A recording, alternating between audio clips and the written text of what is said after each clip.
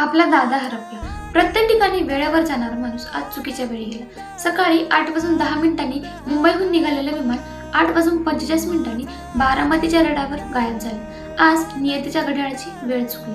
VSR कंपनीचं खासगी विमान होतं. 5 जण होते त्यात. माननीय अजितदादा पवार साहेब, बारामतीचा अभिमान, head constable Dilip Jadhav, Mumbai PSO त्यांची विश्वासू सावली, कॅप्टन सुमित कपूर, कुशल पायलट, कॅप्टन शांभवी पाटील त्यांची सह पायलट आणि पिंकी माळी फ्लाईट अटेंडंट. कॅप्टनने खऱ्या अंधश्रद्धेची माहिती अगोदरच दिली होती, पण नियतीला काही वेगळंच मंजूर होतं. लँडिंगच्या वेळी विमान दुसऱ्यांदा प्रयत्न करत होतं आणि मग सगळं संपलं. रनवेवरून घसरलं आणि भडकलं आगीच्या ज्वालांत. 5 घरं उजाड झाली एका क्षणात. पूर्ण महाराष्ट्र रडतोय आज.